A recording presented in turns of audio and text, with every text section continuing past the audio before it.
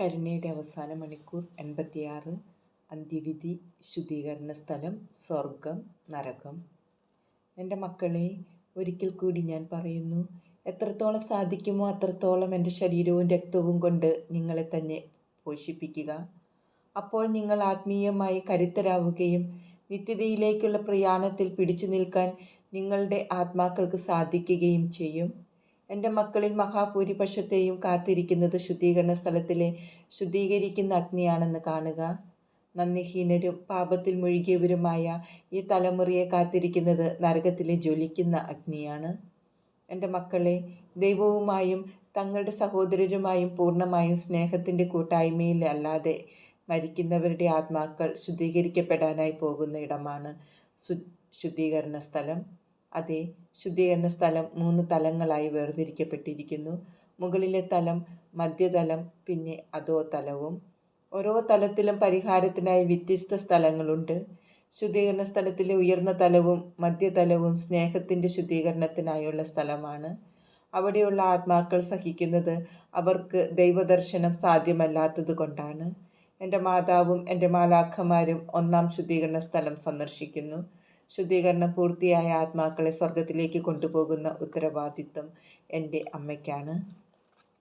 2-ാം ശുദ്ധീകരണ സ്ഥലം സന്ദർശിക്കുന്നത് എൻ്റെ പ്രിയപ്പെട്ട മിഖായേൽ മാത്രമാണ്.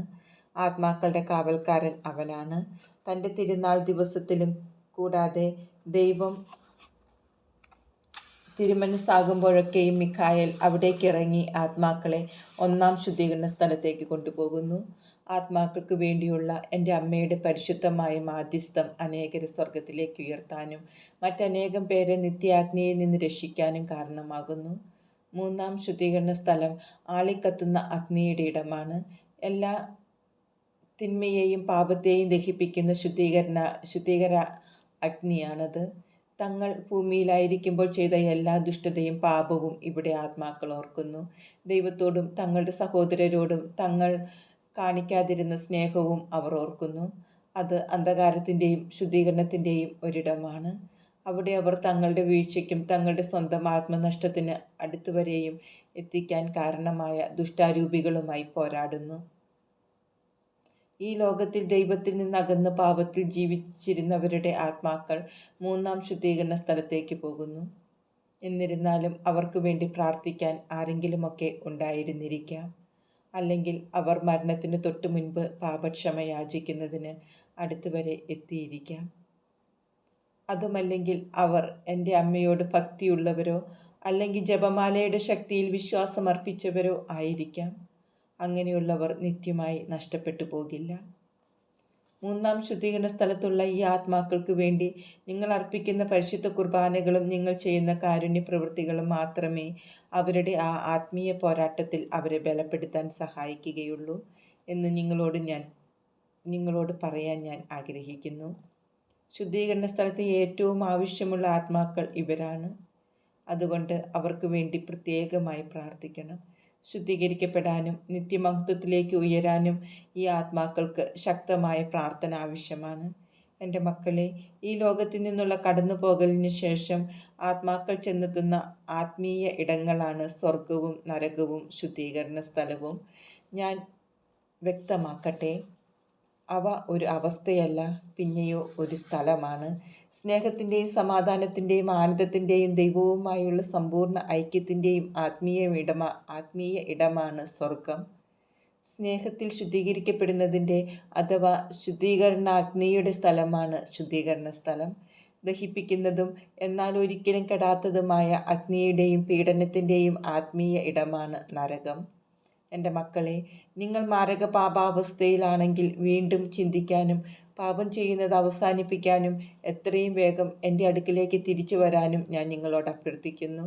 ഞാൻ ഇത് പറയാൻ കാരണം എൻ്റെ മുന്നറിയിപ്പ് നിങ്ങളെ മാരക പാപാവസ്ഥയിൽ ആണ് കണ്ടുമുട്ടുന്നതെങ്കിൽ നിങ്ങളുടെ ആത്മാവ് നരകത്തിലേക്ക് പോകും എന്നതുകൊണ്ടാണ്. മുന്നറിയിപ്പിന് മുൻപായി അനുതപിക്കാത്തവരെല്ലാം മരിക്കും. അതുകൊണ്ട് മറുതലിക്കുന്ന മക്കളെ, വീണ്ടും ചിന്തിക്കുക. എന്തെന്നാൽ എൻ്റെ ആഗമനത്തിൻ്റെ ദിനം സമീപിച്ചിരിക്കുന്നു. മനുഷ്യരാശി 2-ആയി വേർതിരിക്കപ്പെടും. ചെമ്മരിയാടുകളും കോലാടുകളുമായി അവർ വേർതിരിക്കപ്പെടും. അന്ത്യവിധി ഒരു മഹാനിമിഷമായിരിക്കും. അവിശ്വസനീയമായ ഒരു സന്ദർഭം. ആദവും ഹൗവയും മുതൽ ഭൂമിയിലെ അവസാനത്തെ മനുഷ്യൻ വരെ സകല മനുഷ്യരും വിധിക്കപ്പെടുന്ന സമയം. നല്ലവർക്ക് പ്രതിഫലം നൽകപ്പെടും, ദുഷ്ടരോ നിത്യശിക്ഷയിലേക്ക് പോകും. സഹോദരരെ വെറുക്കുകയും അവർക്ക് ദ്രോഹം ചെയ്യുകയും അവരോട് സ്നേഹമോ അനുകമ്പയോ കാണിക്കാതിരിക്കുകയും ചെയ്തുകൊണ്ട് എന്നെ വെറുക്കുന്നവരെ, കപടനാട്യക്കാരും നുണയന്മാരും കള്ളന്മാരും പരദൂഷകരും പരദ്വേഷികളും നാശകാരികളും ആയവരെ, നിങ്ങൾക്ക് അവകാശമില്ലാത്തവയാണ് നിങ്ങൾ കൈവശപ്പെടുത്തുന്നത്.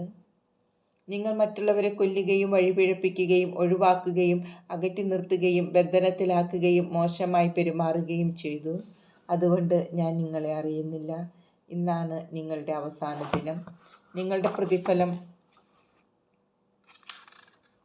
നിത്യനാശമായിരിക്കും. വരും വർഷങ്ങളിൽ വിശുദ്ധ സ്ഥലങ്ങളെയും കന്യാസ്ത്രീ മഠങ്ങളെയും അശുദ്ധമാക്കുന്ന സംഭവങ്ങൾ ഉണ്ടാകും. സഭയുടെ അനുയായികൾ ചിതറിക്കപ്പെടും. പിശാച് എല്ലാ ഹൃദയങ്ങളുടെയും രാജാവെന്ന പോലെ സ്വയം അവരോധിക്കും. സന്യാസാശ്രമങ്ങളുടെയും സഭകളുടെയും ചുമതലയുള്ളവരെ, നിങ്ങൾ സ്വീകരിക്കുന്ന വ്യക്തികളെക്കുറിച്ച് ജാഗ്രതയോടെ ഇരിക്കണം. കാരണം സന്യാസ സഭകളിലേക്കും സന്യാസ ഭവനങ്ങളിലേക്കും പാപികളായ മനുഷ്യരെ കടത്തിവിടാനായി പിശാച് അവൻ്റെ എല്ലാ ദുഷ്ടതന്ത്രങ്ങളും ഉപയോഗിക്കും. അവിടെ കുഴപ്പങ്ങൾ സൃഷ്ടിക്കാൻ വേണ്ടിയാണ് അവൻ അങ്ങനെ ചെയ്യുന്നത്. ജഡിക താല്പര്യങ്ങളോടുള്ള സ്നേഹം അവൻ ഭൂമിയിലെങ്ങും പരത്തുകയും ചെയ്യും.